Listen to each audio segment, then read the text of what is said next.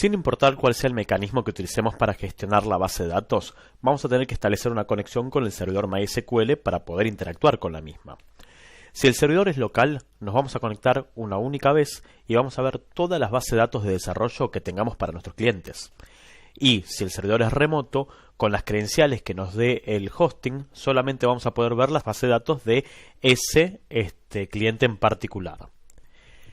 El dbeaver, que es la herramienta que voy a utilizar para manipular la base de datos, nos va a pedir primero indicar cuál es el sistema de gestión de base de datos que vamos a utilizar, si va a ser un Oracle, un Postgre, un MariaDB, y luego, una vez que hayamos definido eso y cargue los drivers necesarios, nos va a pedir las credenciales de acceso.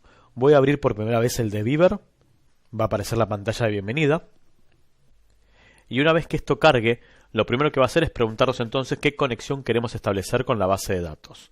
Le voy a decir que esto es un MySQL y vamos a ver que nos da MariaDB, porque en definitiva MariaDB es la versión más actualizada de MySQL, y después nos da MySQL 8X, 3X y nada. Esto es para los servidores anteriores a MySQL 3. Esto es para los servidores posteriores a MySQL 8 y esto es para el rango entre el 4 y el 5.7. Lógicamente, primero hay que ver en el servidor cuál de todas las versiones de MySQL tenemos instaladas. Eso lo podemos hacer desde la home del phpMyAdmin y vamos a ver que nos dice que tengo una versión 5.6. O sea que con el MySQL que va del 4 al 5.7 me alcanza. Le voy a decir siguiente y ahora me va a pedir las credenciales de conexión. En qué servidor está la base de datos, cuál es el puerto de ese servidor y si ya quiero conectarme a una base de datos en particular puedo escribirlo ahí o establecer el usuario y la clave y me va a mostrar todas las bases de datos que existan. Tenemos la posibilidad de que almacene la contraseña para que la próxima vez que me conecte la recupere desde aquí o destildar esto y en cada vez que queramos entrar a la base de datos nos va a pedir la contraseña. Como este es el local y el usuario es el administrador y la clave es vacía, no me voy a preocupar por eso.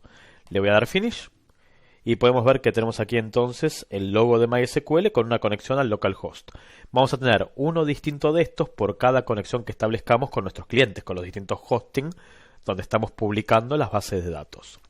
Ahora, una vez que hicimos eso, vamos a estirar la flechita esta de aquí del costado y podemos ver que una vez que cargue esto nos va a mostrar las bases de datos, los usuarios cargados, etc. Dentro de las bases de datos, por lógica, tenemos las 3 bases de datos iniciales que tenemos creadas en este servidor. En ese mismo lugar no solamente podemos ver las que existen, sino que vamos a poder crear una base de datos nueva. Se asume que por cada plataforma distinta que vamos a realizar, vamos a necesitar una base de datos nueva. Por ejemplo, si yo tengo un cliente A que necesita hacer un blog, le voy a crear la base de datos blog a ese cliente A. Si tengo otro cliente que quiera hacer un e-commerce, voy a crear otra base de datos distinta para almacenar todos los usuarios y todos los productos de ese cliente.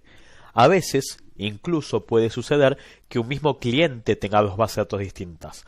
Por ejemplo, uno puede tener una empresa que tenga una base de datos institucional para todo lo que se muestra públicamente en la web, por ejemplo, una especie de blog, y por otro lado una base de datos interna para todo lo que tiene que ver con la gestión de empleados, pagar los sueldos, el presentismo, las licencias y demás. Entonces, dependiendo del objetivo que tiene que cumplir la base de datos, será una sola base de datos con toda la información de ese cliente o una base de datos distintas por cliente o por objetivo, por proyecto. Para crear una base de datos, lógicamente deberíamos hacer botón derecho sobre el mouse en Databases, en eso que acabamos de expandir, y elegir crear una nueva base de datos. Vengo aquí, me paro sobre Databases, botón derecho del mouse, puedo ver las bases de datos o puedo crear una nueva. Hago clic en crear una nueva base de datos y me va a pedir una serie de información. Lo primero que nos va a pedir es el nombre de esa base de datos. Ese nombre de la base de datos es un nombre real que va a tener luego cuando nos queramos conectar desde PHP. O sea que la idea es que el nombre de la base de datos sea lo más representativa posible de ese proyecto y del cliente. Si tengo la web institucional de una empresa llamada X, les recomiendo que creen la base de datos X-institucional, de forma tal de que tengan bien discriminados los proyectos agrupados alfabéticamente y también qué base de datos de ese proyecto es la que están utilizando. Y además de pedir el nombre de la base de datos, nos va a pedir 2 datos adicionales. Por un lado, el charset y por otro lado, el collation. Obviamente, el nombre de la base de datos va a ser el que corresponda. Yo voy a escribir prueba por ahora. ¿Cuál va a ser el conjunto de caracteres y la colación que vamos a utilizar? Primero tenemos que entender qué hace cada cosa. El charset es el conjunto de caracteres que vamos a utilizar análogo al charset de HTML. Cumple el mismo objetivo, define qué mapa de caracteres quiero cargar. Si acepto tildes, ñes, si son caracteres hebreos, si son rusos, etc. Es una traducción interna que hace el motor MySQL de cada símbolo del teclado al código que lo va a representar. Eso es un charset. Y el collation son todas las reglas internas que va a manipular el motor a la hora de hacer las comparaciones de estos símbolos. Estamos hablando, lógicamente, de un buscador de contenidos, por ejemplo. ¿Cuáles son estas reglas que tenemos? Por ejemplo, si va a ser una diferencia entre palabras en mayúscula y palabras en minúscula. Si escribo una publicación que dice mi primer posteo con la M mayúscula, si eso va a ser lo mismo que mi primer posteo con la M en minúscula. Y adicionalmente también define si algunos caracteres se comportan iguales. Por ejemplo, si una letra del alfabeto latino con tilde es lo mismo que la misma letra sin acento, sin tilde. Por ejemplo, programación con tilde, si debe aparecer en el resultado de búsqueda de alguien que haya escrito programación sin tilde. O si dos símbolos que sean distintos o la conjunción de algunos símbolos, si se comportan igual que otro carácter. De hecho, por ejemplo, en algunas de las variaciones del alemán, este símbolo de la O con diéresis es lo mismo que la conjunción de la O y la E. Bueno, eso lo define el collation.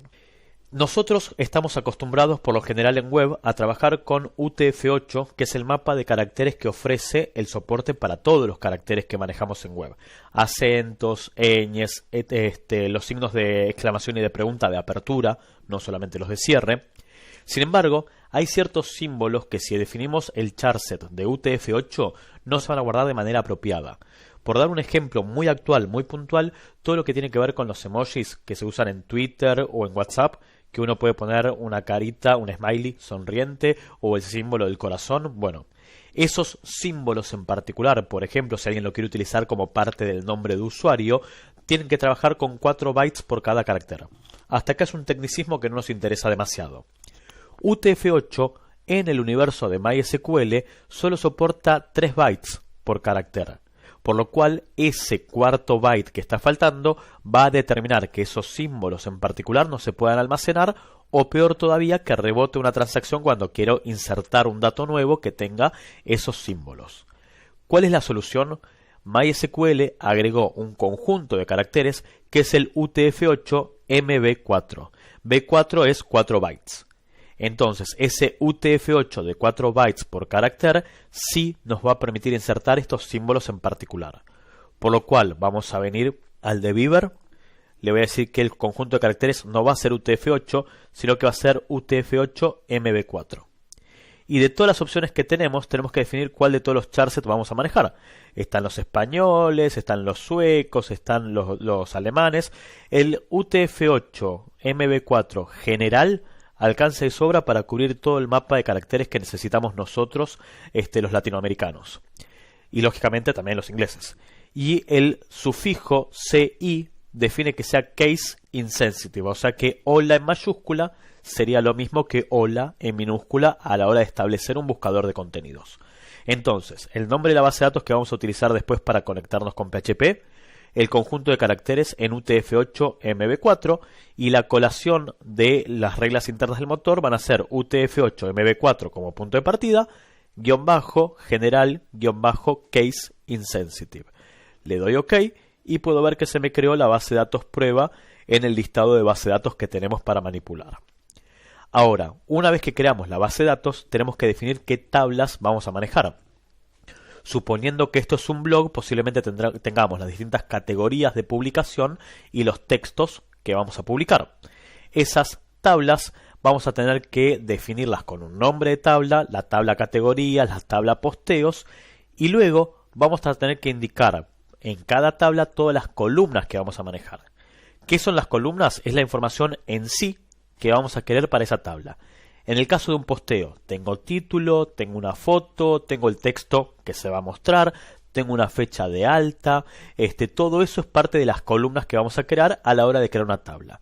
Entonces, nos va a pedir que digamos cuál es el nombre de la tabla y por cada una de las columnas que creemos vamos a tener que definir el nombre de columna, título, foto, texto, fecha de alta, y MySQL es un lenguaje tipado, por lo cual vamos a tener que definir cuál es el tipo de dato que vamos a utilizar para esa columna en particular, si es un número, si es un texto, si es una fecha, y luego, como pasa con todo en la programación, vamos a tener distintos atributos que nos van a permitir modificar el comportamiento de esa columna en particular.